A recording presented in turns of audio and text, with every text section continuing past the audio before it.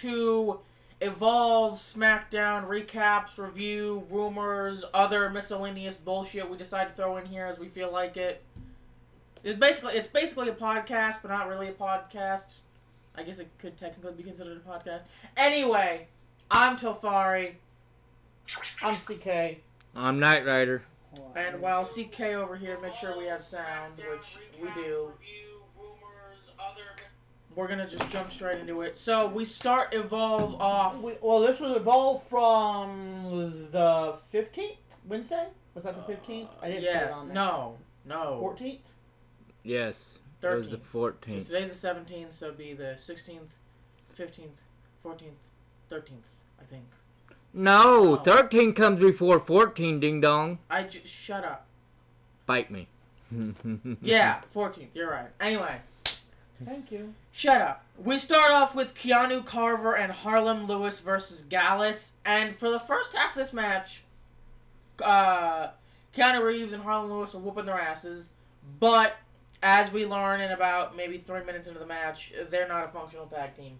They don't know how to work together. Completely not. They're in fighting fact, over tags. They're fighting over tags. They're getting up in each other's faces. Although I find it funny that, because here's the thing, unlike Swipe Right, Gallus is also some big beefy boys. Like, they ain't no pushovers. Keanu Carver and Harlem Lewis ain't just gonna walk through them. So, but they kind of do start off with the one-upping each other, trying to. Yeah, until they realize, shit, we actually kind of need to take this seriously, because Gallus... And then that's when they kind of go... Yeah, because Gallus starts giving them the business, whooping their asses a little bit. They start to make a comeback, but then Harlem Lewis gets up in Keanu's face, and they're, like, nose to nose. But then one of the Gallus boys rushes in. They get sent over the top rope, I believe. And then Harlem Lewis attacks Carver from behind. Like, I believe he hits him in the back of the head, if I remember correctly. Lays him out on the mat. And then rolls out of the ring and just leaves him there. So Keanu Carver gets taken down with... What's their finishing move? All's best. All's best. Yeah, I'm just trying to... All's best for the bells. Sure, we'll go with that one, because I can't find it. But yeah, they hit him with their finishing move, so Keanu Carver and Harlem Lewis technically lose the match, even though Harlem Lewis fucked himself. But then it cuts to Shawn Legacy backstage. With Timothy Thatcher. And he walks up to Timothy Thatcher and he's like, I'm not here to fight you. I know you've seen Lexus King is getting all cozy with Vanity Project. I don't trust him. Mm-hmm. And Shawn asked Thatcher if he would mind being in his corner tonight. He respects everything Thatcher's accomplished. He knows that Thatcher believes in the WWID program as much as he does. Vanity Project doesn't care. They're the same prima donnas that picked on him back in the day. Thatcher says he'll do it. And then they shake hands. And then we go to a backstage segment with Chuy Martinez interviewing Edris Enof. I'm bad at pronouncing names, so forgive me. But, Edris said he's glad to be on the hottest brand in WWE. He's been out of action for 7 months with a torn labrum. But injuries are just a part of the business. And he saw it as a blessing in disguise. He built himself back up mentally, physically, and he's ready to show the world why he's more than just potential. He's focusing on a singles career. He knows how great he truly is. You got to do everything you can to be you got to do everything you can to be the best of your ability. Excuse me. And he has his eyes set on the Men's Evolve Championship. He came to Evolve because these WWID guys, while they're talented and he knows that they're here to take any opportunity, he can't allow anybody else to get past him. He's been doing that for 3 years. It's time for him to step up and face the hungriest competition in the game. And then we go to the women's locker room, and we got Mason Holiday speaking to Chanel Monroe, and she's like, "Would you like to be?" And Mason asks Chantel, would you like to be in my corner tonight for my match? And Chantel's like, why would the reflection of perfection ever do that? I have an Evolved Women's Championship to worry about. And Madison's like, I'm gonna wait for you to drop this act, so whenever you're ready to show the world who you truly are, hit me up. So that's interesting because you would assume this, greedy is correct, but that's not the word I'm looking for. Yeah, but I think entitled Miss Priss, like that seems like the thing you would put behind a nice act, but she's saying this is the act and there's something behind that. So yeah, I'm interested to see where that goes, if it goes anywhere, because we know some of the Evolved's been recorded weeks and weeks in advance. So yeah, we kind of learned that because of, especially like today. Yeah, with the Harlem Boys, or not the Gallus. That's what I meant. Yeah, because they've been released. So I don't know how long this story is gonna progress. Yeah, which is interesting. Like I'm curious how they recorded this. Like, was this all like within the span of a few days, and then they just spread it out? I don't know how Evolve records. I know that they do like series of shows, and then they do like another series of shows. Then they do another series of shows. Yeah, I don't know if they do like 2-hour segments like every week or every couple days. Well, you gotta figure each show is only an hour long, so I would assume they probably did 2 to 3 shows a day, maybe, but I have no idea. Because this is, the Gallus Boys got released 2-3 weeks ago at this point, and we're just now seeing them here, so it's been quite a while. But these are they are pre-recorded, but again, they are new to, WWE fans themselves. It's not like we can go, oh, well, let's just skip to the live stuff when Gallus isn't there. This is the stuff we are getting new content. Yeah, so... Which, thinking of new content, while we're sitting here discussing this, I was going to wait, and I've already talked to them about it. We are going to not flip the script, but change a little bit of our programming, I guess. And that's Monday. We're going to start covering main event. Because y'all know I'm a huge Karrion Kross fan, at least on on the X. And I love watching him when he gets in the ring. And from what I've understood, he has at least 1 to 2 matches a month on main event. Which they only do 2 matches from what it looks like on main event. It's like an hour long, you said? Yeah, it's an hour long on Peacock on Thursday night. So we can't really watch it on Thursday because we stream Friday morning to go to NXT and TNA. And then we stream Saturday for Smackdown and... Evolve? What we're doing right now? Yeah. No. So we're going to move it to Monday with Raw. Yeah. So it'll technically be a week behind, but... It will still be current because the new one won't come out till Thursday. Yeah. But it's the easiest way for us to do it. Yeah. And I know a lot of the stuff is going to be out there, but we're not going to watch it till Monday, so we'll cover it on Tuesday when we watch Monday Night Raw. We'll come out to our front room area an hour early and do that. But I want to make sure that that's kind of in there. That's going to be something kind of new, a little change of the programming of what we're going to do. But moving on to Callie Armstrong versus Mason Holiday. And, I will give Mason her props. Because we've said Callie Armstrong... She's not on the same level as Jordan Grace or. But she's a powerhouse in her own right. But here's what I said. I am not a fan of her character. But when it comes to her in ring ability, she's great. She's at least a good A. Yeah, I think in a few, I give it a year or two. I can 100% see her on NXT. And we're gonna get to that, and I really want to talk about that. About what? I don't want to spoil nothing until we get through SmackDown. Okay. But I do want to talk about that. So, Okay. remind me to talk about Mhm. Kylie Armstrong going into NXT and Okay. NXT, all that. But When yeah. we get kind of Mhm. to the point in SmackDown, Okay. you know what I'm talking about? Yeah, but yeah, this is a great match. I mean, it was really back and forth. Like, and again, I know this sounds so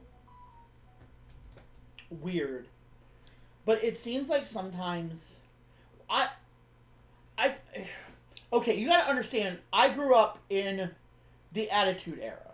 That's like I shouldn't say I grew up. I grew up before that, but like when women really started becoming prominent in wrestling was during like the Attitude Era. You know, where like I've said before, it was the pillow fight matches. It was the bra and panties matches. Mm. It was the the ridiculous. Let's show the girls off and make them cute and cuddly. Oh, hell yes. Yeah. You know, then during the Attitude Era, they became actual wrestlers. well, after the Attitude Era is when they kind of became actual wrestlers. Yeah, right. And not sex just there for Yep. sex Exactly. symbol. So you got to understand, I grew up during that era, and I'm not saying I don't approve of it. Back then, it was the norm, and I was also a teenager, Exactly. kid, you know, Young whatever. teenager full. Yeah. Young, dumb, and fill in the blank. I mean, we all know the next line to that. But anyway, Exactly. And if so you to wasn't, see these women actually being fantastic, like I know we say this a lot. Some of these women matches are outshining the men's by a mile. By miles up.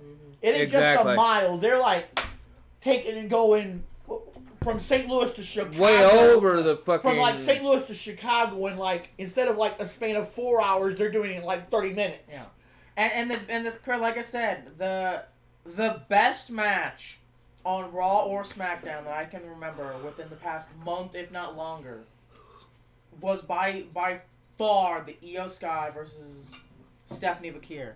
100%. Yeah. A close second was the ladder match for the tag team. Oh, title. hell. That one was great too. But like I said, for the main roster, Stephanie Bakir versus Io Sky was by far the best match we've had in a long, long time. and again, I say this every time.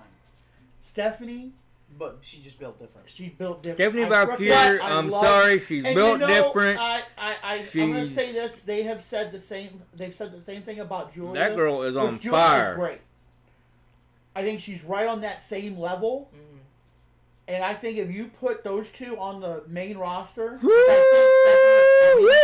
it is not a matter of if, it's a matter of when. Oh, absolutely. You are going to have two of the best women right now in wrestling. Exactly. On the main roster. Period. Yes. Some of the best wrestlers. Period. End of list. Yeah. Yep. Exactly. But where I was kind of going to go with this is Kylie Armstrong could be there. She's going to go to NXT. Absolutely. This is me talking. This is nothing. She's going to go up to NXT. Oh, absolutely. I would give it maybe a year. year. Or two. Yeah. And she's going to be on main NXT. Oh, absolutely. I absolutely agree. But like I said, this is a great match. But Callie simply overpowers her. Yeah, she really does. I mean, she put up a hell of a fight, but there was no way. No. It was, and then it starts to break down. Hold on, I tried to break it up,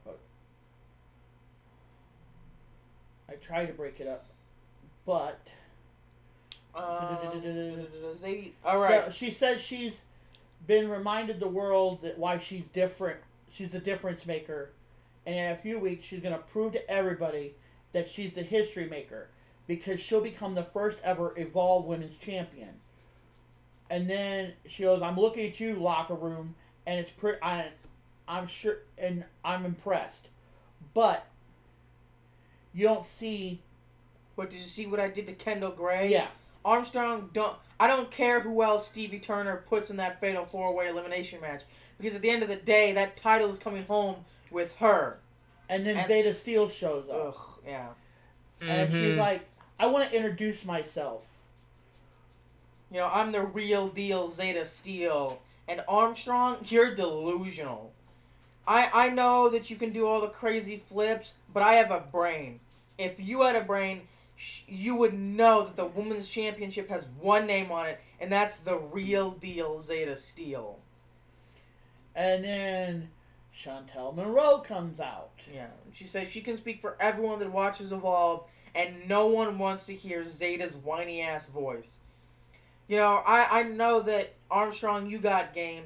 You're strong, you're powerful, but you're just not the reflection of perfection. Besides, when you call yourself protection, you obviously need a Women's Championship to go along with it. And then Kylie Ray comes down to the ring. She's like, I'm so sorry for interrupting. You know, I've been going through a lot lately, but the one thing that's keeping me smiling is knowing that there's still one spot open in that fatal 4-way championship match. You know, I'm going to do everything in my power to get in that match.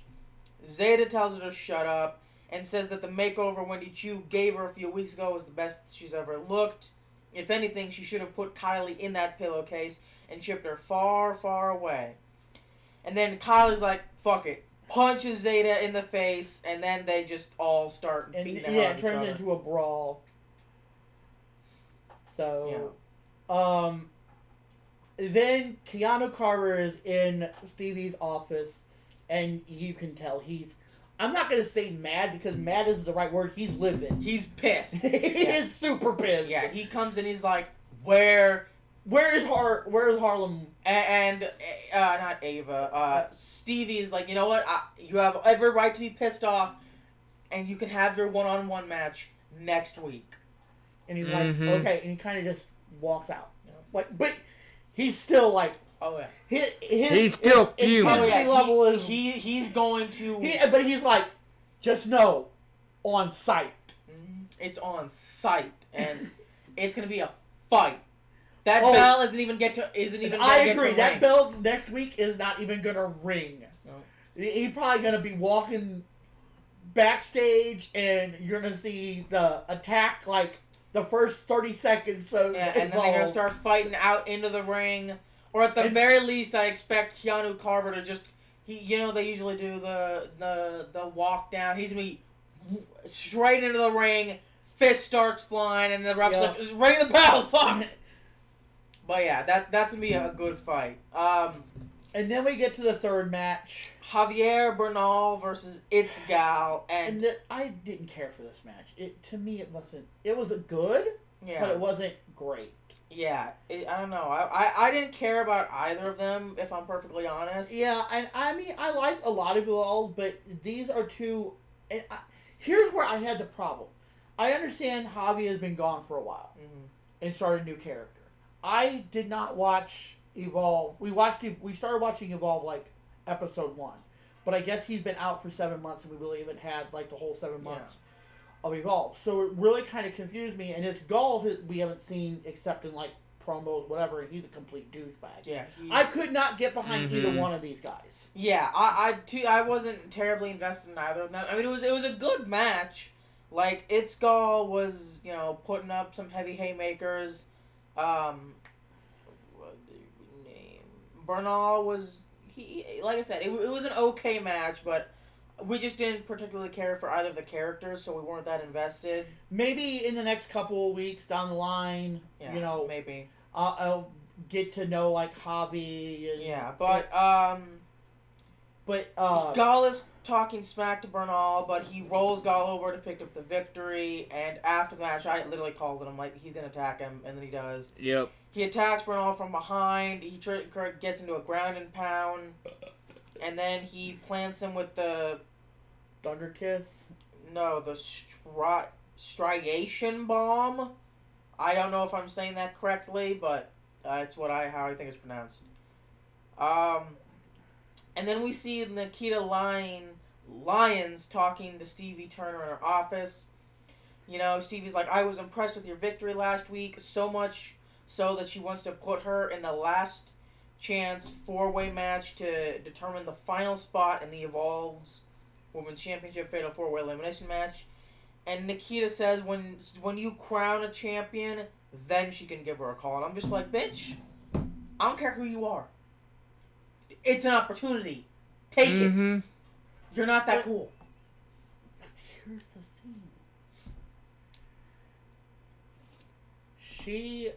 the thing. I think she would be a really good. And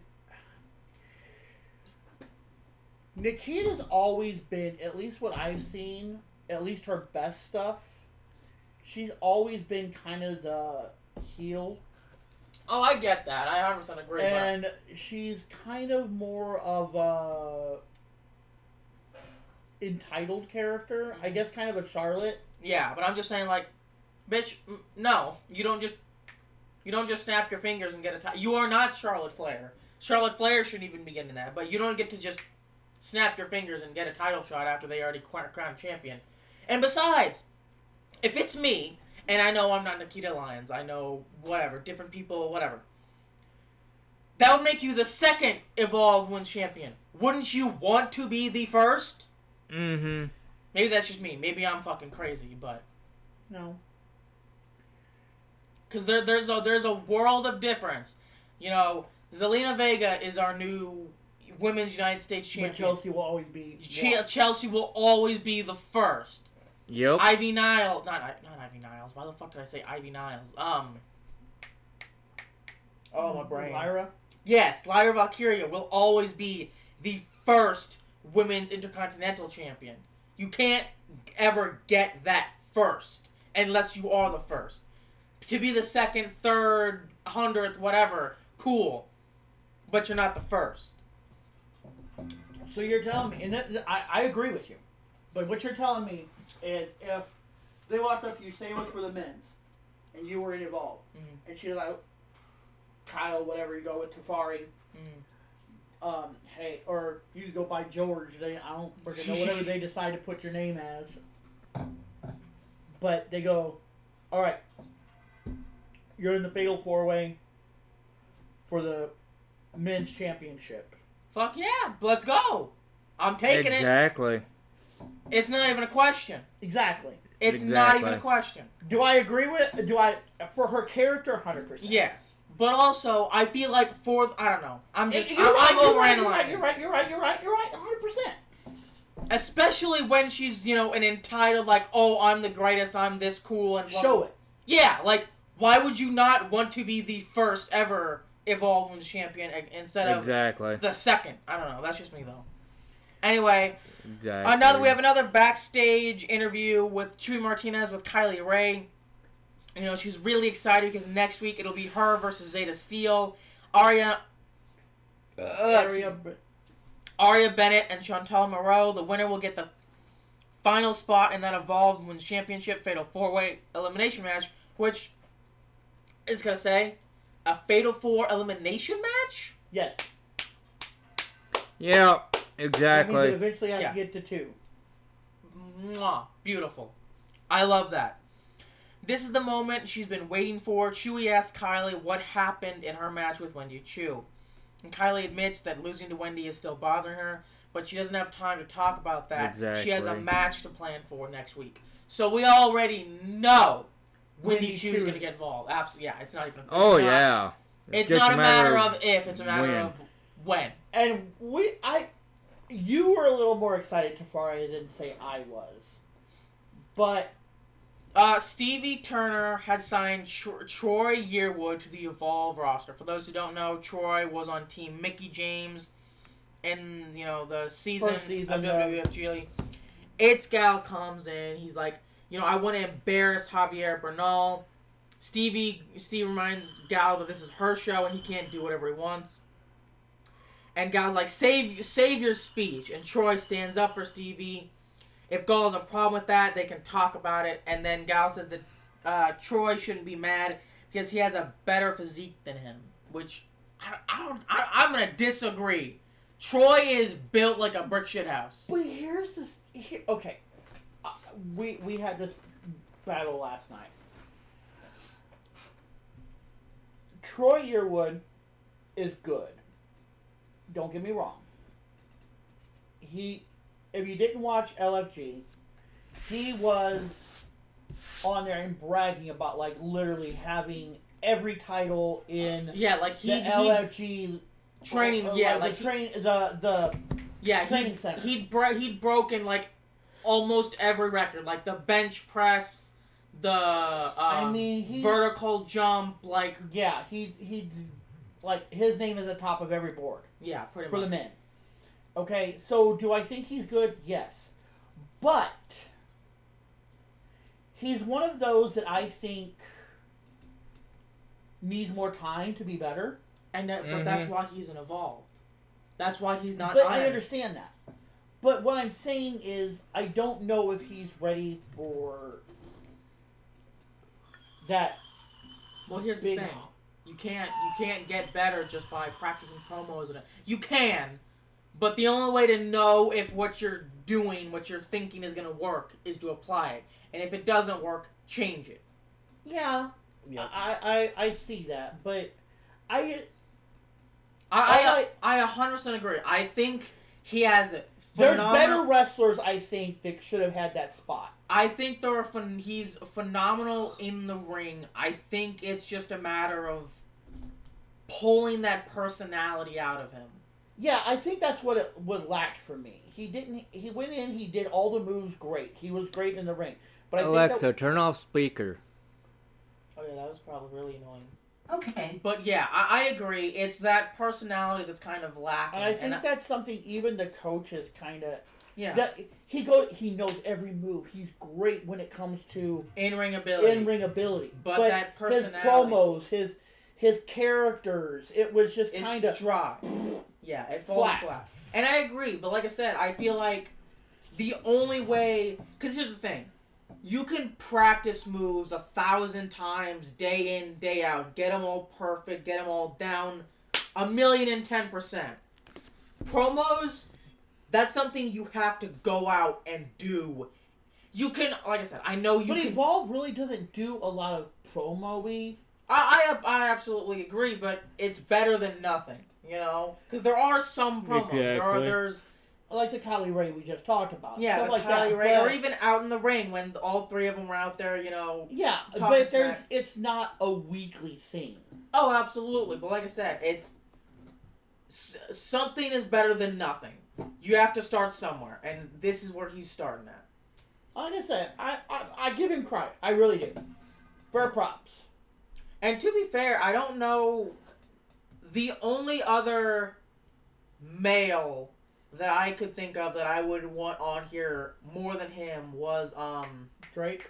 Yes, Drake Moreau, because he had so much personality. But once they got it out of him. Yes, but it was like Bubba had to like.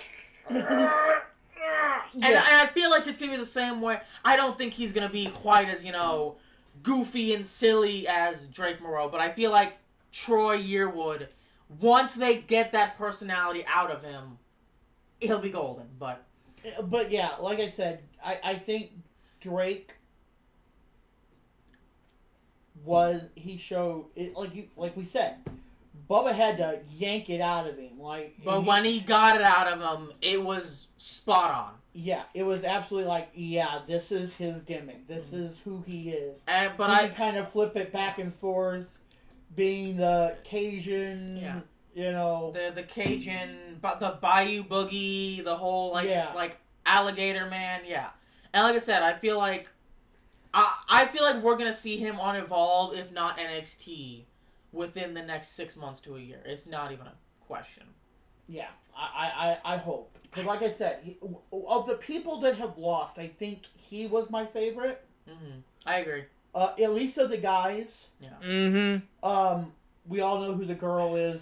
She was all of our favorites. We wanted her to win. I cannot wait. And like we said, it's not a matter of if, it's a matter of when. And they're going to bring her up, and she's going to dominate it. Absolutely. Because, again, go back to what Undertaker said. You're going to revolutionize this industry. Absolutely. But let's move on. We've already been yapping for half an hour. But, fourth match, Lexis King versus Shawn Legacy with Timothy Thatcher at ringside. And I'll be honest, Lexis impressed me. For Lexus to impress, that was something. Yeah, like because we've always seen him as the joke, you know, the one that has Maybe this is where he belongs. Because he actually Lexus King, like we said, does have NXT contract. Yeah, and he's on NXT. He's basically the butt of every joke he's thrown into. Yeah, so... But he, like I said, he put on a great show against Shawn Legacy here. And it was a great back and forth, you know, both hitting their moves. Shawn Legacy, I don't know if it was during the match or something that happened before, but apparently his back was hurting. Yeah. And that was like a thing throughout the match that Lex was taking advantage of. But it was a great match until it wasn't, because Thatcher was out there. And then Vanity Project, Swipe Right's little group. Yeah, they come in, they start beating him up, and like I always say, Legacy takes his eye off the ball. Look, I don't give a fuck if your best friend is getting there. I know I do the same thing, but it's the point of the matter. I don't care if your best friend is getting jumped in a 5v1 outside the ring. Finish the match. Finish the match, because he had Lexus King on the ropes. If he had just hit him with one more of his finishers, signatures, whatever. 1, 2, 3, done. Instead, Legacy flies out of the ring, takes out Vanity Project, then gets back in the ring, which allows Lexus to take advantage, and then he gets the pinfall victory. So, yeah, exactly. Do they attack him after? I don't think they do. I think they. No. No, it goes off the air. Yeah. Well, after the match, we go back to see that Brian Lee Reese laid out on the floor, holding onto her shoulder, like she'd been attacked, obviously. Yeah. So, I don't know what that is, who did that, but it'll be interesting to see how that plays out. But then we move on to SmackDown in Greensboro Coliseum, or Greensboro, North Carolina. Oh, the Coliseum is Greensboro Coliseum in Greensboro, North Carolina. But okay, so here's the thing. Spectrum was fucking up last night. Yeah, Spectrum was messing up, so I had to get transcripts for a lot of this because we're going to do it our way, but yet we just got done watching. Because if you have Spectrum and you know what we're talking about, the first hour and a half was Skippy. Yeah, like the entire. Yep. It was going back and forth and re-jumping. Yeah, the entire Solo Sikoa Jacob Fatu promo in the middle of the ring. We got maybe a fifth of it because it was just all over the place, and we got, like I said, maybe a fifth of the conversation. We saw LA Knight, and then it just jumped forward again to Alexa and Charlotte. I think is what happened after that. Whatever happened after that, it was a mess. No, it was Chelsea Green and them. But either way, it was a mess. So just before we went live, we watched the whole Jacob Solo thing on YouTube. But there was some stuff that we didn't miss, so we're gonna kind of go over this a little slower than what we normally would. But just for context, in case it seems like we don't know what the fuck we're talking about, because it was all fucky last night. But anyway, yeah, it was pretty. Like I said, when I tried to go back and even okay, we'll just rewatch it later. It was Spectrum, that screwed up. So. But Solo, Jacob, and what is he going by now? JC something. I think he just calls him JC. He calls him JC in here, but it's JC Montero or something. Yeah. But anyway. Solo gets on the mic. He says, "Ladies and gentlemen, please help me welcome the man who helped keep the United States Championship he in this say family." Motto in there, so that was something. Yeah, just JC. The man who helped keep the United States Championship in this family, my man JC Mateo. Which he does not say Mateo. Like I said, this is a transcript. Yeah, but when Roman lost to Cody Rhodes at WrestleMania, he ruined everything for my family. He ruined everything. We lost everything. But now, I'm here to take it all back. And that starts with me by winning the qualifying match, going on to Money in the Bank, grabbing that briefcase, and then going after the title, bringing the title back to this family where it belongs. And if there's anybody in the back that tries to step in front of me, they will get dealt with by my man, JC, and the Samoan werewolf, Jacob Fatu. Oh yeah, check it out. Because they better get in where they fit in. Because I'm all gas. And he doesn't even get the last word out before Jacob snatches the mic from him. And he's like, let's keep it 100. Don't you ever get this thing twisted over here. I told y'all I was bringing this U.S. title to the family. And I told you I was going to do it with or without you. And if anybody gets in my way, well, line them up. Because I'll deal with them by myself. Because at the end of the day, Jacob Fatu is all gas and no brakes. You know what I mean? Yeah. And I'm not doing it as cool as him. You know what I mean? Something like that. I don't know. And basically, Solo says at the same time he does. Yeah. Like, he literally, interrupts him on the mic. He's like, yeah, of course I know what you mean. Everybody knows what you mean. I know what you mean. JC knows what you mean, okay?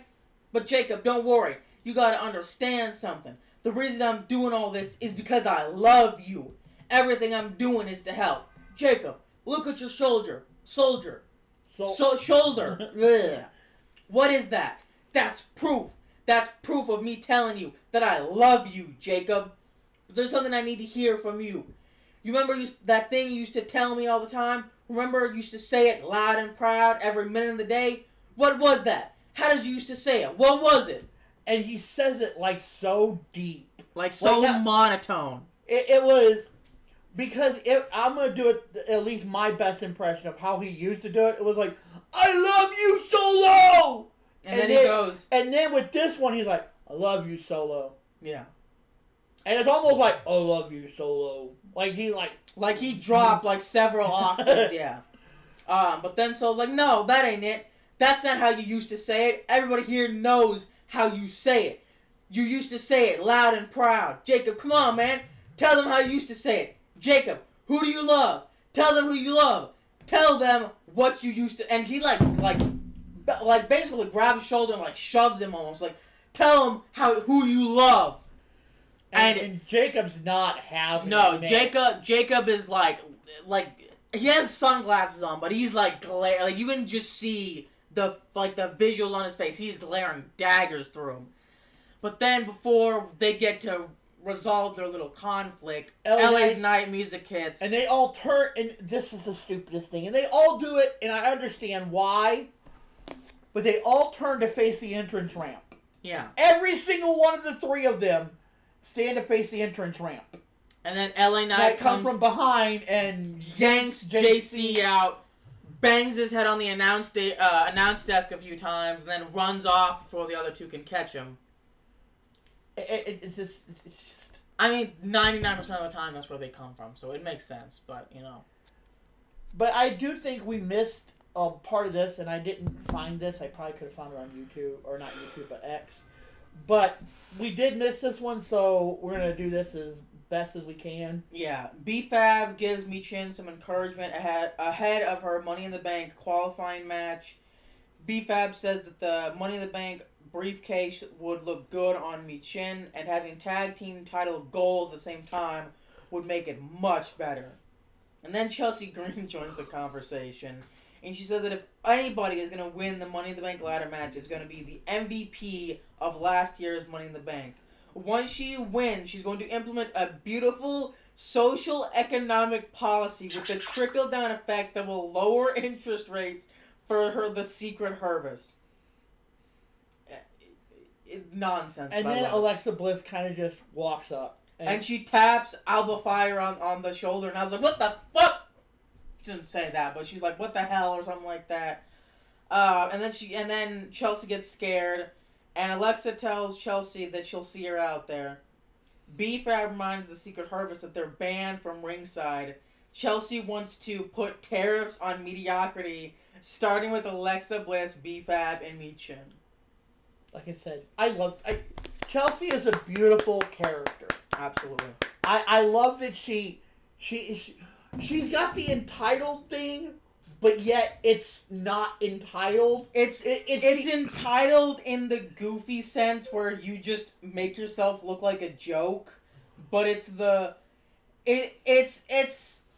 so pathetic that it's somehow almost endearing, if that makes sense.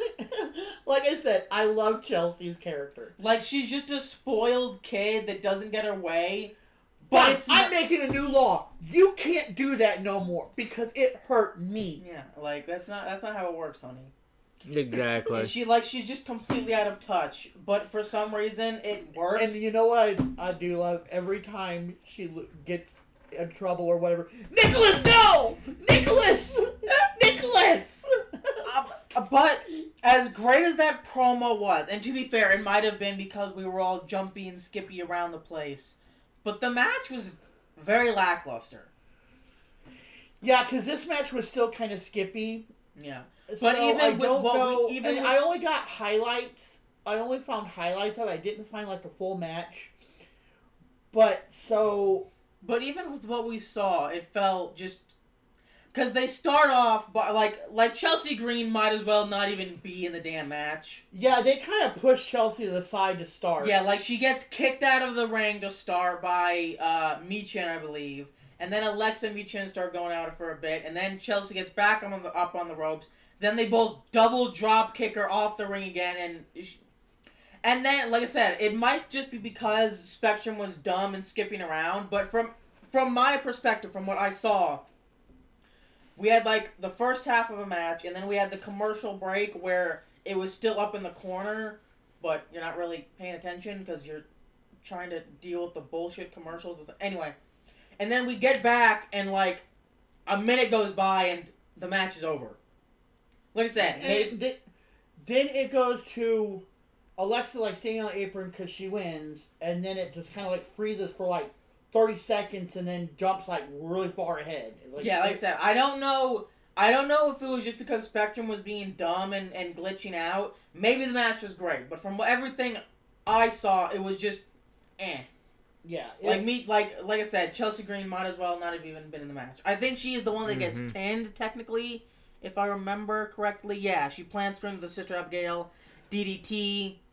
So Alexa does move on to Money in the Bank. And it still was glitchy in the next match, but it ended, like, there. Like, at the end of the match is where it kind of started... Leveled back out. And then we get a video recap of DIY, because we've got a scene... And then we get to Fraxium. Actually, no, this one was glitchy as well. Yeah, this was the last match that was, like, glitchy. Fraxium versus DIY. And what we saw of it was good. But, like, once again, Spectrum was being very stupid. We're not sure why. And we were talking about it because we weren't live, but I don't think that's why. No, it wasn't. Because even when I go back and watch the like, recording it's still just skippy. Yeah, so... That was just Spectrum. There's not really anything we can do about it, but what we saw of this match was good. It was really good. We didn't get to see a lot of it because it was I tried to find the full version of this match, too, and I only found highlights. Yeah, but... And it's like, I got enough of the highlights that I think I can... Yeah, like... Accept. It was, like I said, for what we saw of it, it was a great match, like usual. Fraxium going around. But I love what happens later, which we will get to later. You mean after the match or later? Later. Okay. But, Ray Phoenix. What? No. Fraxium wins. Oh, well, we didn't say that yet. That's what I was saying. Oh, but okay. Because, yeah, Fraxium wins, they pin DIY, and then, of course, after the match, DIY is fucking sore losing little bitches, so they attack Fraxium, but then the Motor City Machine Guns roll up to defend them. And like I said, there's literally only one tag team on the roster they haven't beaten yet, and that's the Motor City Machine Guns, but we'll see how that goes. But then you get Ray Phoenix backstage, and this is where it kind of started to get back to normal. Because he's back there with Andrade. Phoenix says he was happy that they took care of business with Las Garza last week. Andrade says that maybe he'll see Phoenix in the Money in the Bank ladder match. Phoenix was grateful to have a WrestleMania moment, even though he lost, but the fire within him is burning up more than ever. He's ready for the next level, and that's called Mr. Money in the Bank. And then I love this is great. Not this is what I was talking about. But this Solo comes up and he asks Andrade where LA Knight is at. And they're both like, it's for no English.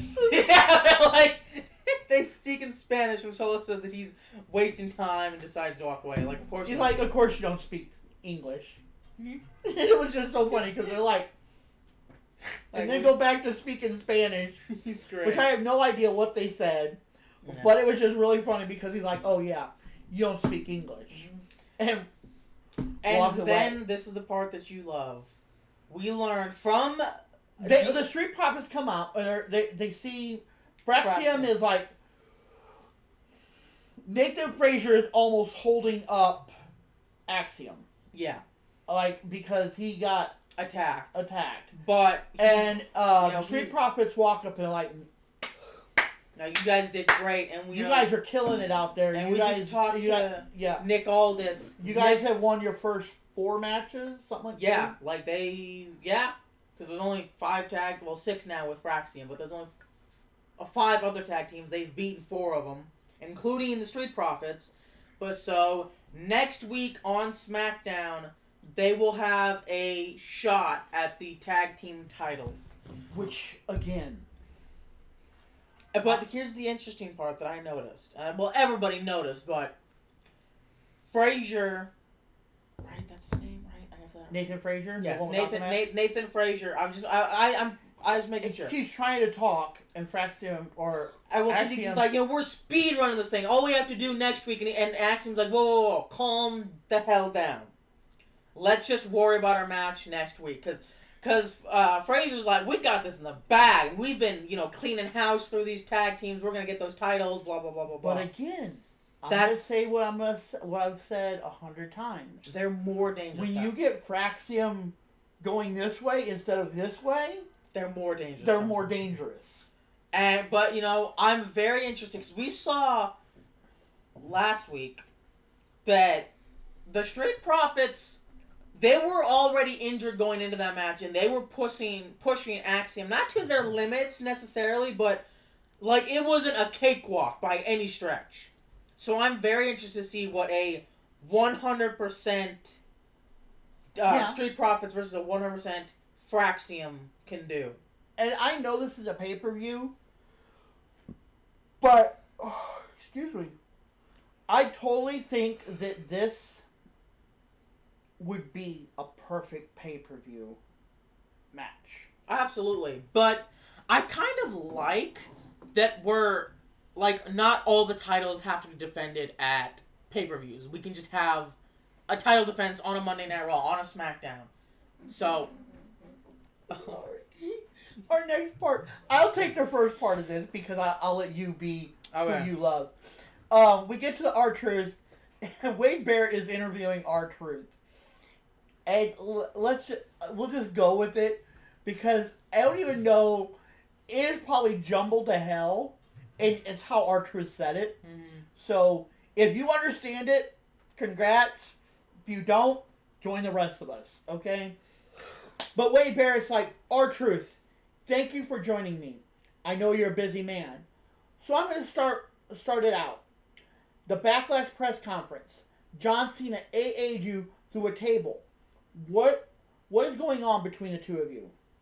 Wade, life is tough. Just the constant pressure, man. The career, family, friends, bills. Regardless of what's going on in the world, you can always depend on John Cena. When you feel like you wanted to quit, what did John Cena say? Never give up. You didn't know where it was going to come. You didn't think it was going to happen. What did John Cena say? Your time is now. Hustle, loyalty, respect. Those are not just words, Wade. It's a beacon of light. And if John Cena did it, so could you.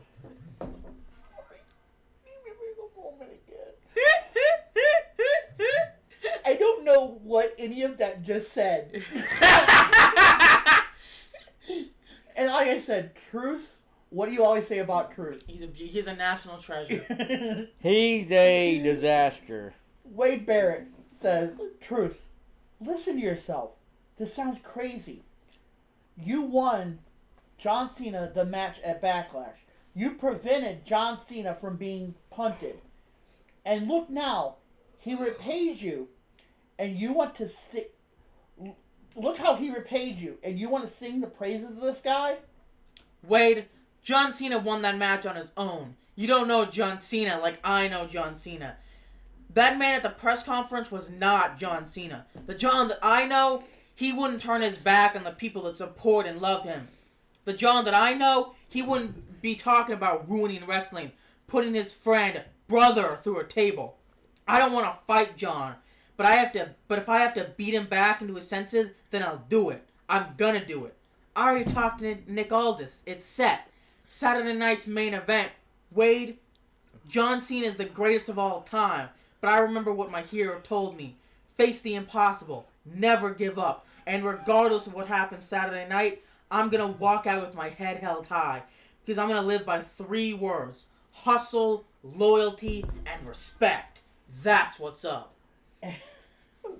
Well, Truth, this has been enlightening. The best of luck against John Cena on Saturday main event.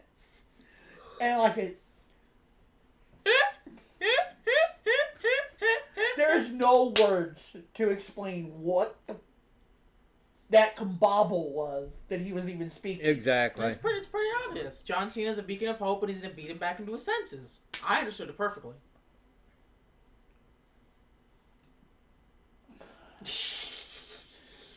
Okay, that was perfect. But what about all the other mumble jumble crap that's in... Anyway, like I said, I love Truth. Truth, sometimes you just sit there and you're like... Huh? What? You know what? Hang on. He might have the most titles in all of WWE. He does. It's like, what we look at... 54. 54. And there was actually somebody, and I wish I could have found it. Yeah. They had a sign, I believe. It was a sign during the sign thing. Truth is the most winning champion of all time because he won the... He won the 24/7 belt 54 times. Yeah. More titles than anybody in all of WWE. He should get a title shot. Unfortunately, it is not a title shot at Saturday. It should be. You know what? Fuck it. He just takes it. The world title is now the 24/7 title. But then we get a Priest promo. Drew, it feels like we're stuck in a cycle. You get involved in my business, I get involved in yours, and we sabotage each other until we destroy everything. I'm banged up. I'm frustrated. But most of all, I'm pissed at myself for getting stuck in this vortex that is Drew McIntyre's petty, childish, vindictive bullshit. We need a conclusion, Drew. At Saturday night's main event, a simple match won't do it. I want to hurt you really bad. I want you to feel real pain. I want to bash your face in so bad that the hospital will need dental records to identify you. Anarchy, violence. I want this to happen inside a steel cage. I hope this is what you wanted, Drew, because it's what you're going to get. The cycle ends here. And you love that. Beat him so hard that they're going to need dental records. It's like, yeah, okay, we don't know what the fuck that pile of flesh is that used to be a face. We're going to have to look at his teeth. That was Drew McIntyre. Exactly. You couldn't tell. It's a closed casket funeral. Here's the thing. Steel cages are never an end. They're not. Look at CM Punk and Drew. Actually, that kind of was the end of their thing. But I'm saying they're never really an end. No. Exactly. But then we get the third match. Aleister Black versus Carmelo Hayes. And like I said, Carmelo was giving him the business. He was. I gotta give it to Carmelo. I am not a Carmelo fan by any stretch. But he was giving Black the business. They were going move for move, counter for counter. But you know what? And here's my big thing. And I kind of said it because Knight Rider over here has watched Black before. When Black sat down... Black was fire. When Black sat down and Carmelo tried to kick him, that was the stupidest thing he could have done. Yeah. Exactly. If Black is, like, sitting in the middle of the ring, like, you know, with his hands legs crossed and everything. You know that you leave him the fuck. You better just leave. You make a great. You better just leave him alone. I don't know if I will be in the ring in WWE, but Black might be out, retired, whatever. But if I ever get the honor of fighting Black in a match, I already know what I'm gonna do. He sits down in the middle of the ring. Yep, sit down next to him. Just stare. Just a staring contest. That'd be beautiful. Beautiful. Anyway. But yeah, like I said, great match until it wasn't because Miz. Yeah. Well, Miz tries to get involved several times throughout the match, and he gets swatted away like the fly he is. And that's the thing. Black is one of those. Oh, you're a distraction. And then gets back to business. Yeah. Yeah. But, but he still falls for it because Miz is up on the apron. Okay, he's not in the ring. Go beat the other guy's ass that you're in a match with. That's just me though. Anyway, like I said, great match until it wasn't because we get a DQ if I remember correctly because Miz comes in, hits Aleister in the back of the knee, and then he tries to. Well, what happens? He hits him in the back of the knee because he literally has Carmelo on his foot, which is the setup for the black mask. Yeah, and then he tries to hit him. It's Mass, like MASS.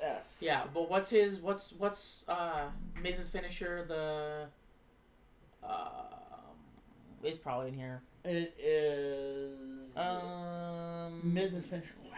From behind, which causes the skull crushing finale. Yeah, he tries to go for it. But then Black nails him with the black mass, which is the second one he's gotten in what? Fourth. That's what they said. 4? Like 4 weeks in a row, he's eaten that black mass kick, and then Hayes delivers the chop block and then into a ground and pound attack, and he hits him with the nothing but net off the top rope, and that's how their match ends.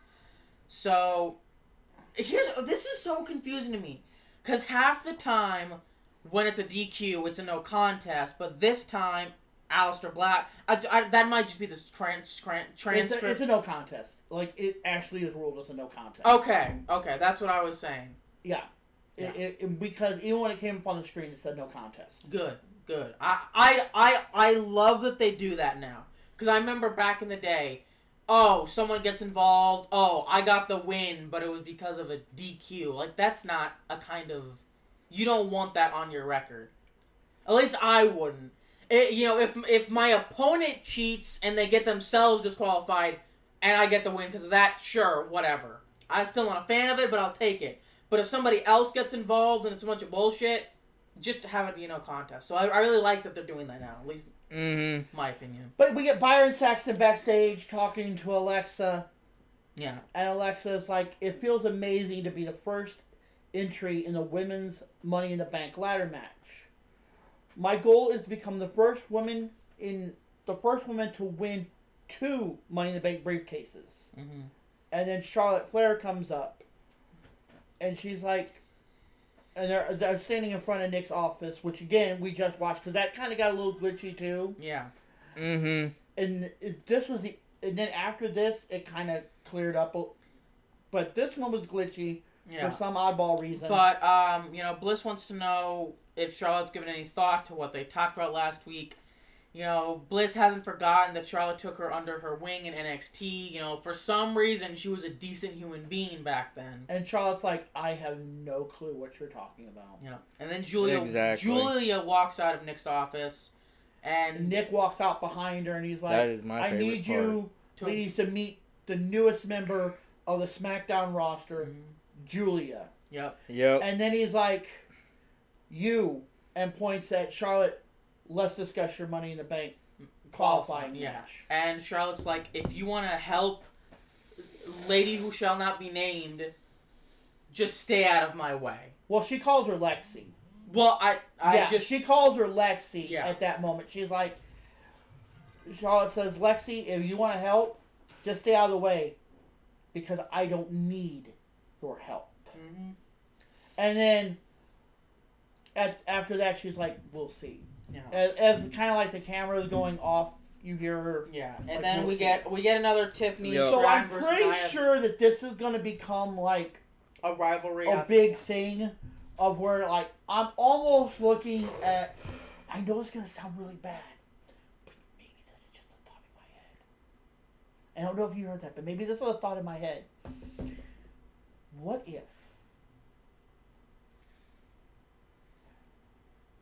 Charlotte gets attacked by Nikki Cross? And that's how Oh shit. she joins the Wyatt, because Charlotte flat out refuses. Alexa is wanting a friend. Nikki has been her friend before. We know she's joining the Wyatts. Yes. That's already a thing, because something else that people noticed, and I didn't bring it up because I really couldn't find anything on it, like a good picture of what I wanted. When Alexa comes out, there is the fireflies on her entrance slides, and like on the ring and stuff like that, it has a little like black. The fireflies. Fireflies, yeah. So people are already saying that she's got the same entrance as the Wyatts. That it's a matter of putting them together. Yeah, finding a story to put them in. So I'm thinking that It's the a matter of Charlotte time. might be the story. I could see to that. where maybe even Charlotte says she needs Alexa's help. Is she Shine for him? No, okay. I have to make sure every time we see her name, but yeah. But yeah, is that she needs her help, and at that point she's like, no,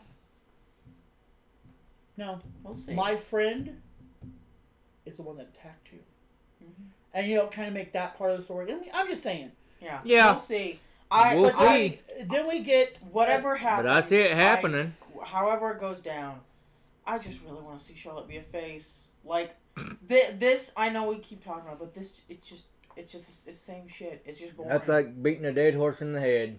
So. But anyway, we get another Tiffany and Nia. I'm not even worried about. Yeah. I already skipped it. Then we go on to a Drew McIntyre promo out in the ring. What's his name? Drew McIntyre? Yeah. There we go. He comes out and he says, I heard what you had to say, Priest. The only thing that was accurate in that video was how much violence we've inflicted on each other. But you're stuck in the Drew McIntyre vortex. Is that what you said? I've been in this vortex for over a year. The so-called Drew McIntyre vortex you're in is the only reason you're relevant and the only reason anyone gives a damn about you.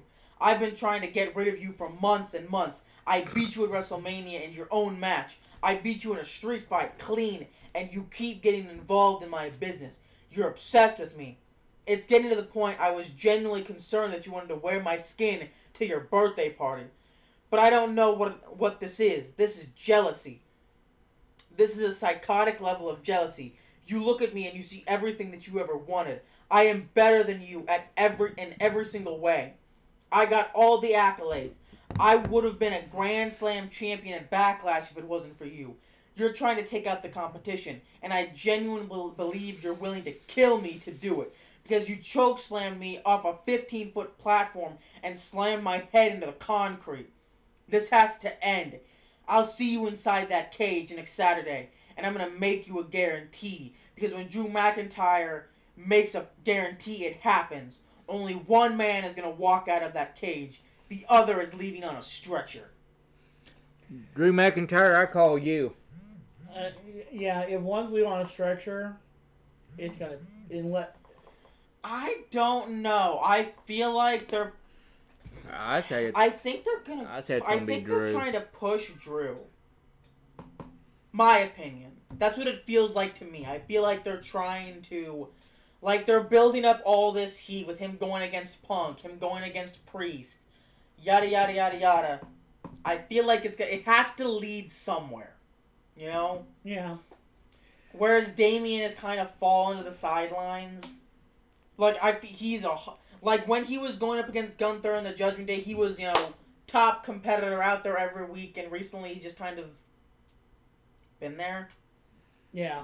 Mm-hmm. But we get to our fourth match. Solo Sikoa versus Rey Fenix versus Jimmy Uso in a men's Money in the Bank qualifying match. And this is, once again, a pretty good match. Until it's not. Because it's a great, three-way back and forth.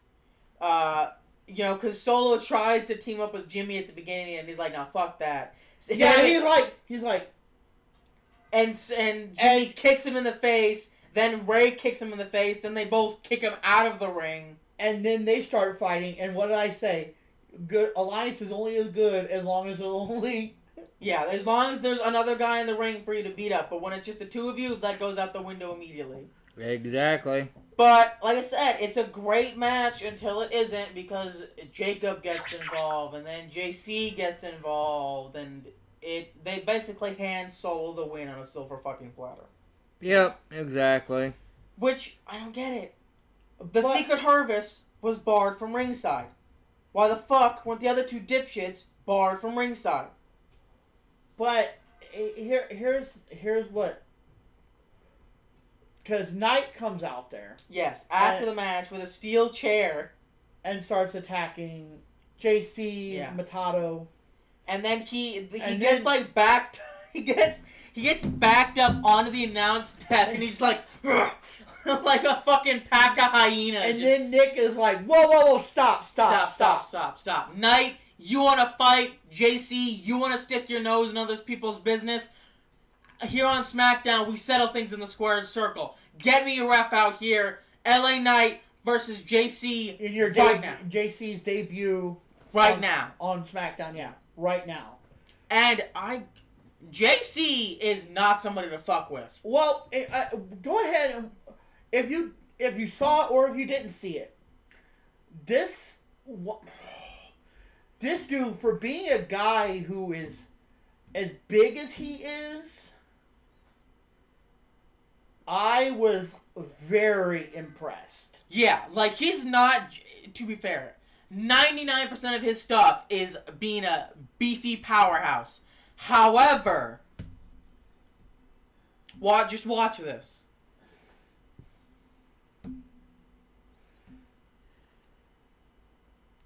Right here. Yeah, he doesn't get the pinfall, so he's like, you know what?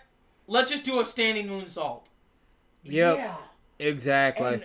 And, you know who I think would be great for him to go up against? Who? Ivar. Woo-hoo! Two big boys who can fly. Yeah, no yeah. That'd be beautiful. I see that happening. That would be beautiful. But you know, I'm gonna be honest. Yeah. Like, I know he's probably more of a powerhouse than Jacob, just in terms of raw physical strength. Mm-hmm. But, I mean, I know we say Stephanie built different. Jacob built different. Yeah. Oh, I agree. Yeah, he is.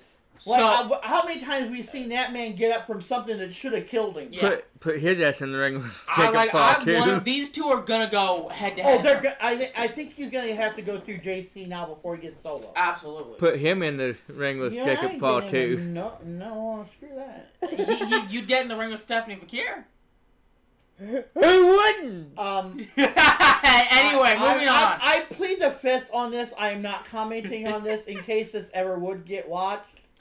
But yeah, then we move. Yeah, I will. I would not want her in the ring. Yeah. Unless there was, never mind. Unless there was ropes around a bed. But yeah, LA versus JC Mateo. JC picks up the win. I know you're talking about how big and powerful JC was.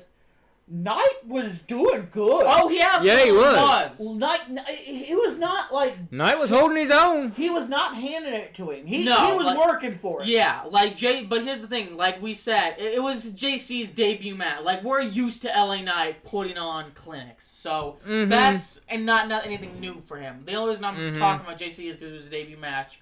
And he was snatching LA Knight out of the air like he grabbed him, and everybody's talking about it, like a toddler. One-handed. At one point he grabbed him one-handed. He was just like, boom. Yeah. And caught him like mid-air and like put him on his chest and was just holding him there. Yeah. Like this man and then grabbed him and boom. Yep. They're talking about it on X. Oh, crap. Yep. And then, he caught him like 2, maybe 3 times. Yeah, but that's how he wins the match. He catches him midair and connects with the Tour of the Islands to pick up the victory. And I don't know if that's what it was called. Like, that's what it's called now. Yeah. But they said that was his finishing move, was the Tour of the Islands. And it looked nasty. Yeah. But then we go backstage and we see Santos Escobar. You know, he can't find Berto. Angel says Berto just needs some space. And Santos like, I'm afraid that Berto is listening to the wrong people. People who don't know anything about loyalty or the big picture. You know, I'm willing to forget what happened last week. There's an opportunity on the horizon. This opportunity will help Legado del Fantasma. Yeah, make a statement. Santino needs Angel to bring Berto home so he can deliver this opportunity to him. Angel's like, I can't promise anything. When you stand up for something bigger than yourself, that will always scare people. But loyalty, that's the main thing that Santos always saw in Angel. It would be a real shame to lose all that loyalty for the actions of one selfish person. Legado is familia, I assume is how they say it. Yeah, familia. Legado is family. And then we get a Shinsuke Nakamura. And you know what? I was actually surprised to see this because he has been gone for at least right before Mania. Probably a couple weeks before Mania, he kind of faded out. So to get him kind of back in the Money in the Bank picture. He's not going to win, but he says, LA Knight, you haven't changed. You're still the same man you were when you fought me for the U.S. title. I see what's behind the chat, a hunger for recognition. It's that hunger that will bring you down. Aleister Black, I do not fear you. You hide behind smoke and mirrors, but deep down inside you fear the darkness. But there is a deeper darkness lurking behind the shadows. I am sharpening my katana and watching all the while. I know every moment when your heart beats and every trigger that makes you lose control. Next week, when you two sink at my feet, I will have my ticket to Money in the Bank contract. And only then you will know that I am an unstoppable storm, an unstoppable blade, an unstoppable beam. And then we find out next week on SmackDown, Charlotte Flair will battle Julia and Zelina Vega in a women's Money in the Bank qualifying match. And where was it? Where was what? What are you looking for? It was twice. We only brought it up once. Naomi was on there twice. Oh, yes. I believe it's during this. It's during this. And she was backstage. Oh, it was during the Alexa Charlotte thing, I think. Wasn't it? No, it was when Alexa was talking. Yeah. When it was just Alexa. Oh, right. In just like the Yeah. In their interview. But yeah. Naomi was seen backstage. During that and during this. Yep. Where Tiffany runs into Jade Cargill in the backstage area. You know. Cargill's like, I couldn't care less if Tiffany or Nia wins tonight because she's up next. Jade is looking forward to winning her Money in the Bank qualifying match and cashing in on Tiffany. Tiffany says that Jade could keep talking all she wants, but she couldn't get too comfortable because she shouldn't get too comfortable because Tiffany is always ready. Jade may be good enough to qualify and win the women's Money in the Bank match, but for as long as Tiffany is the champion, Jade will never be good enough to cash in on her. Toodles! And like it says, we saw Naomi lurking in the background. Yeah, you know, and I've said this, and I will say it again. I love Tiffany, but girl, you exactly. You ain't on Jade's level. I disagree entirely. I do not. I don't okay to either. have wrong opinions. I think she's gonna win it. The Money in the Bank, I think she's going to at least be qualified. Oh, yeah. Because who's her match against? Do we know yet? No, wait. Hold on. Who is... Her match is... I don't think she's next week. I don't think she's next week. I think she's later on. Because it said... Where is it?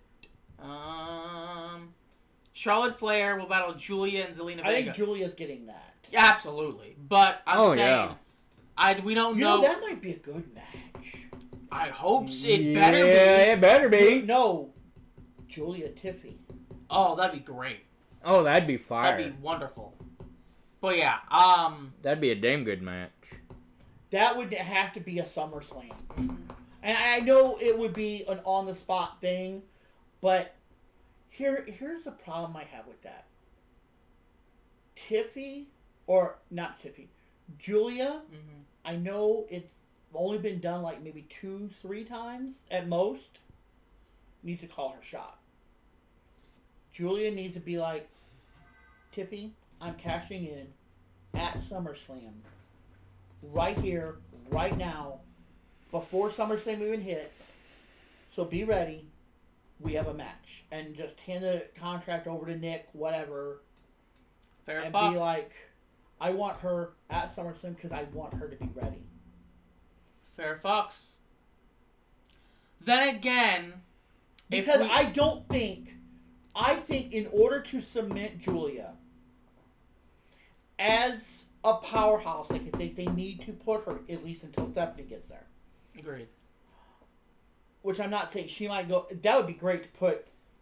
You have Julia on SmackDown, put Stephanie on Raw, and then a year or two from now at Crown Jewel, have the two champions face off one more oh time. my god, that'd be so fucking good.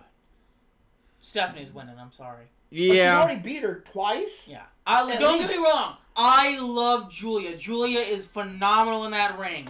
Stephanie just different. Yep. Stephanie, Julia's built different. Like it is so close, but I will. Like I said, I know you're a Jordan Grace fan, but I don't think I agree with you. I would love to see it. Yep. But I am telling you, and I want. You know what? We'll bring this up now. Now that we know Julia's in there, we're gonna bring this up now. Julia has been there. What was it? We looked up 8 months. 8 months, yeah, like just a month longer than Stephanie. Here, yeah. So I'm processing by the draft. Oh yeah, Stephanie's going up. Stephanie is going up. Not even. So here's what I'm saying, and again, understand. I want Stephanie to win. Okay, but I think you're right. She's probably gonna lose. There's two scenarios, and either one comes out to her on the main roster. Absolutely. But it's how are they going to move her forward? Are they going to wait and pull the trigger at the draft? Or are they going to pull the trigger now and move her up? I don't know. Because what I'm saying is, Jordan Grace is already moving up. Everybody knows she's going to be on the main roster. It is just a matter of time. Yeah. Mm-hmm. I mean, they've already said she is there for the short haul. Yeah, basically. like the bare minimum before to get her some traction and move her up. Yeah. So, but yeah, I want you guys to understand that I 100%. You feel like sharing with the class? Yeah, no kidding. We are discussing wrestling, and you're watching videos. You've probably already seen it. Well, we'll worry about. You don't want to share with the class. Yeah, it's an old video. So what? It's the. Yeah. Anywho, it's the WWE 2K stuff. Anyway. But yeah, I'll be honest. This match, Tiffany Stratton versus Nia Jax, was better than I expected. But you know what? What really impressed me was exactly what you said. Tiffy did it. Yeah. Mm-hmm. But here again, we'll get to this in a minute.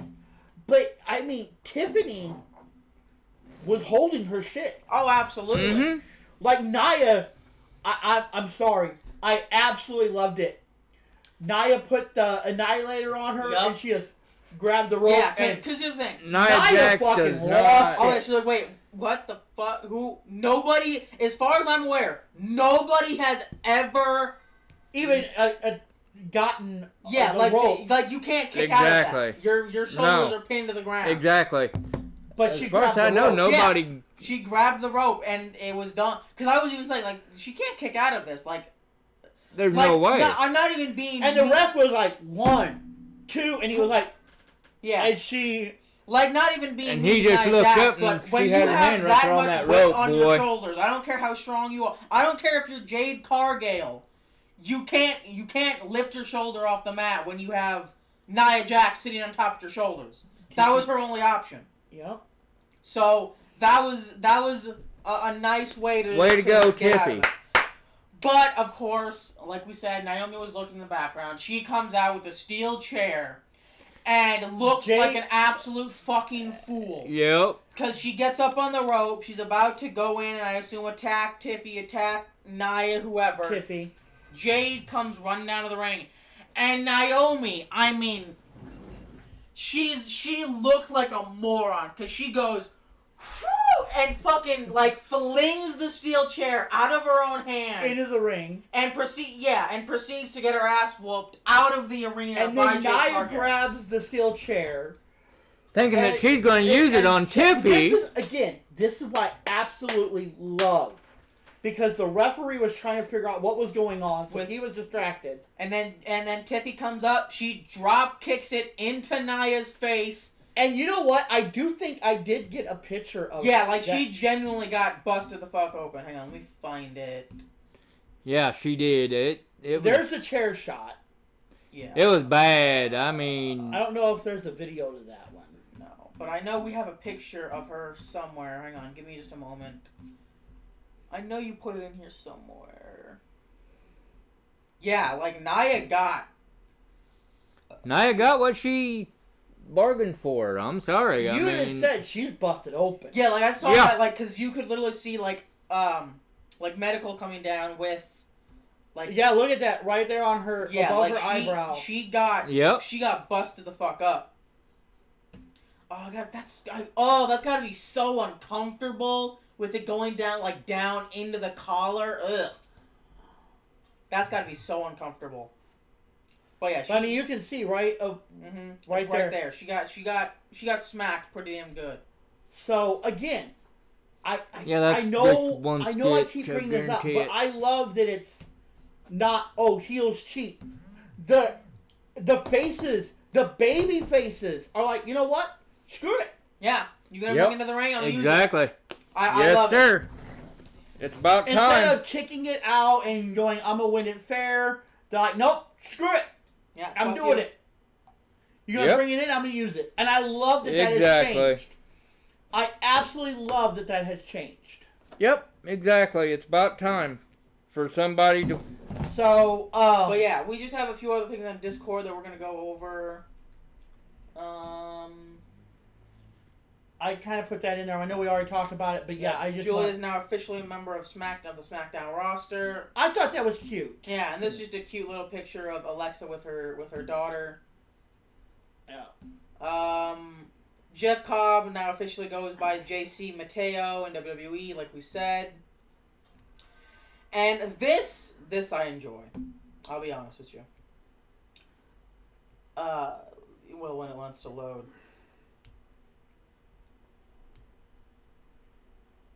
Today. Yeah. Any day. Okay. Oba Femi on if he watches the WWE roster. I put this on there because of you.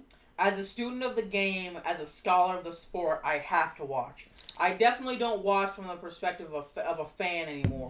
Because let's be real, a lot of these guys I'm going to be shoulder to shoulder with them in a couple of years, maybe a couple of months. I'm not a fan of anyone on the main roster. I'm Oba Femi, your competition now. So I watch from a different perspective. Not that of a fan, but of a warrior seeking to prepare. I put this on there mainly for you. Way to go. Yeah. Like, because that's the mindset. Like, I'm not a fan anymore. And I know this is like character, because like outside of, the character, I'm sure they're all fans of each other. Like we said yesterday. And I'm a not throw him under the bus, but throw him under the bus here a little bit. Like, even if you got to, like, Evolve. Mm-hmm. And, like, if you watch some of our videos, you'll know we watch a lot of Gray Still Plays. What Gray? Yeah. Gray is a beautiful genius that's crazy as hell. Yeah. But he said, I said, what if he had? What if you were at Evolve one day and you noticed Gray like sitting all the way in the back and had one of your shirts on? What did you say? I'm totally fangirl. Yeah, like I'm gonna, as soon as the match is over, I'm going up into the crowd like, hey, bro, how's it going? Can I get your autograph? You said I'm totally fangirling it.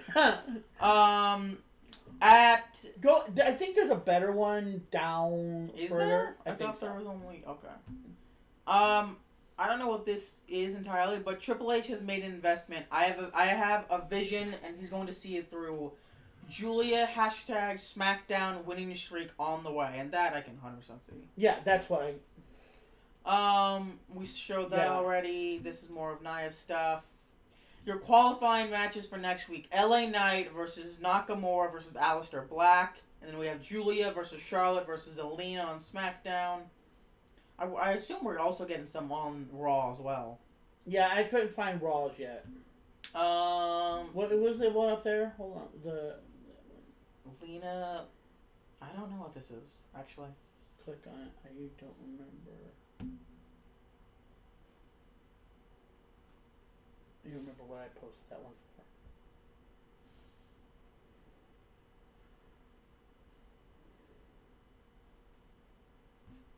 Oh! Because Nia got injured. Her head, and Trinity, who is Naomi, posted that, and that is Nia Jax. Mm-hmm.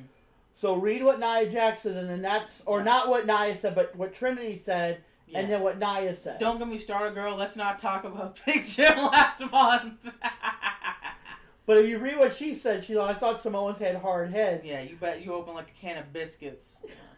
That's fair. That's fair. Well, don't even get me started on Big Jim. But yeah, next which week, is her husband. Naomi is I didn't know that. Jimmy Uso's wife. But yeah, next week we have Aleister Black versus Shinsuke, Julia versus Charlotte versus Alina, and the Street Profits versus Fraxium. Next week is gonna be stacked. Like I'm. And then we're not gonna go over this. This was more for us. This is just that is what kind of Alexa's happened stuff. Backstage. That was like I said, that was the toddler one. I don't think JC caught LA Knight like a toddler. I think that's the one-handed one. Yeah. But this I wanted to bring up because this is what we had talked about just yesterday, or the day before. Mm-hmm. Chad Gaspar. It has been 5 years since he rescued his son. Mm-hmm. From the tidal wave or whatever. Oh, is this the guy you were talking about yesterday? Yeah. So I want to bring that up, and I didn't that was me just random happenstance. Random happenstance to bring him up, and then knowing that it was 5 days. I thought this was cool. Damian Priest revealing his street sign in New York. Honestly, I feel like if you are, I don't know, popular enough, famous enough, cool enough to have a street named after you, I'm cool after that. Like I've done everything at that point, but I don't know. That's incredibly cool. Like, could you imagine just being going like, hey, did you know I have a street named after me? Yep. No kidding, right? Jade Cargill confirmed she'll have a Money in the Bank qualification match, and Naomi is looking in the background as well. So that's why I got that one in case it wasn't. Yeah, like I said, we haven't we don't know who she's facing yet because it's probably gonna be at least next 2 weeks from now. Liv Morgan has wrapped up filming The Bad Lieutenant Tokyo in Japan earlier this week, and she should be back on WWE TV soon. People involved in the movie say she was amazing in her first dramatic role, a total natural. She transitions from wrestling to acting super easily. And like I've said, that's why so many wrestlers go and do acting, because they're already acting. Yeah. Mm-hmm. Like here, like we say, it's fake, it's storyline, it's scripted, yada yada yada. Guess what? Newsflash: Liv Morgan and Dom are not really together. Yeah. He was actually married to his childhood sweetheart. I think they met in 8th grade type shit. Yeah, like Liv Morgan. So that's why he doesn't wear a wedding ring and everything, because in his storyline he's with. Yeah, Liv. like Liv Morgan is probably totally fine in real life, not the prissy little bitch she plays on TV. It's acting. Well, she was dating Bo Dallas for a long time. Mm-hmm. Joe Hendry believes a match with John Cena will happen. See, here's my thing. Why I brought this up, and I want to bring this up for this point. John Cena's last match is technically December 13th. Yes. Okay? Yes. It's been announced already. They don't know who he's facing at that match, blah, blah, blah, whatever. Okay. We're in what is called Joe Hendry's contract year for TNA. Yeah. If he says he's going to face John Cena, he's going to face John Cena. It will have to be by the 13th. Of so December. Here's what I'm thinking. Maybe he stays in TNA maybe that's his last, final thing for TNA. Yeah. Like, he comes in there maybe as champion, whatever, as, champion versus champion, or even for the title. Mm-hmm.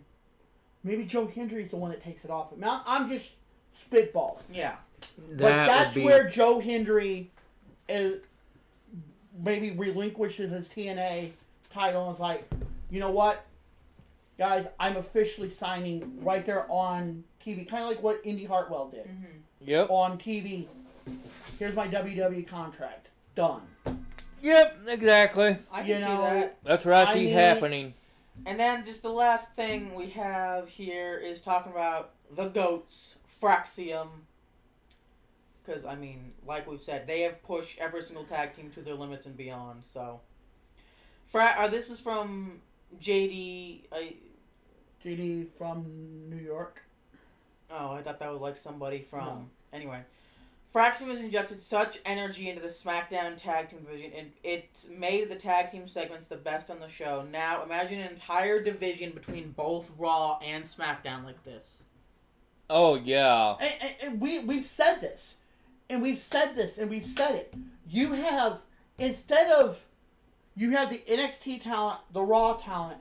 And then instead of NXT having to come down, they're going, no, guys, you gotta take it up to their level. We're not watering them down here no more.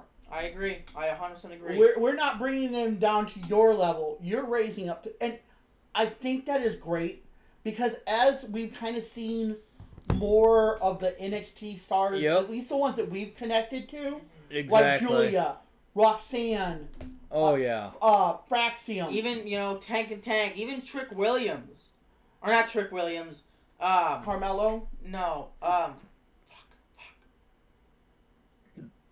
Tigger. Oh, Javon Evans? Yes, Javon Evans. But what I'm saying is the ones that have come up to the main roster. They're not going, okay, you gotta come down to the mediocre. It sounds so bad being that Raw and SmackDown are mediocre in comparison. Yeah. And not trying to call anybody out on here, but we had that guy a couple days ago, like last week or whatever. It's like if we don't really watch NXT. You're missing the best show of WWE. And it's not close. It's not close. If you're watching Raw and SmackDown only...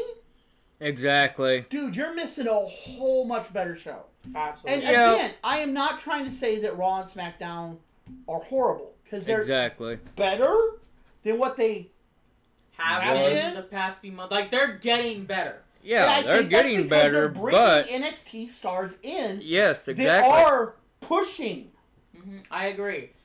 Julia is going to dominate. Yep. And again, by no stretch am I saying no disrespect to the one on the main roster. No, I don't care about them. I do, but for the point of Stephanie. Mm-hmm. No disrespect to her. But Julia is number 2. Oh, yeah. Oh, yeah, in a heartbeat. Oh, yeah, I agree. And it's right on that plane. They're built different. They are. They are built way different. And for them to bring Julia in, and I don't know if you said it on here, but I know we were talking about it. So we'll talk about it again. The absolute best women's match, probably within the past 2 months at least, since the whole right before Mania and now after Mania 2 now. Yep. was the Stephanie McCure Io Sky match By far.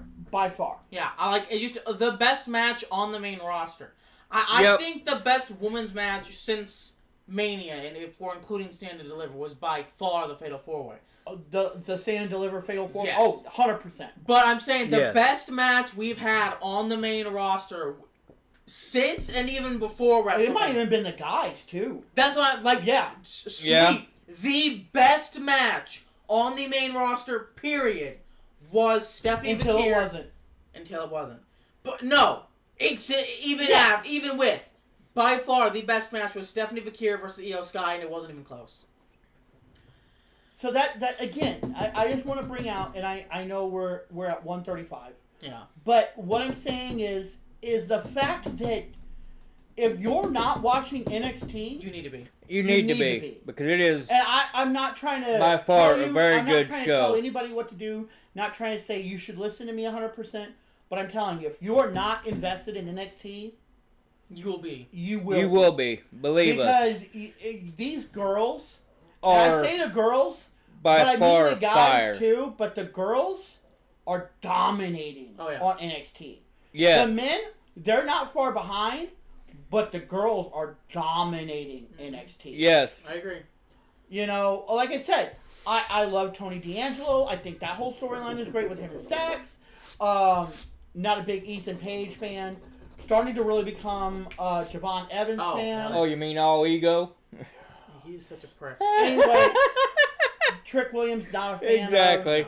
No. But what I'm getting at is that the women, I'm invested in. If the women are on, I'm like, What? What just happened? yeah.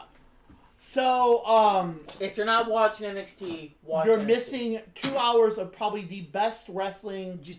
Ever. Period. Yeah. Period. But yes. But So I think that is it for us. Yep. So So Tafari, do your thing. that was the plan until you interrupted me, like a little bitch. Oh. Anyway, But you know guys. what? Since you want to bring that up, go ahead.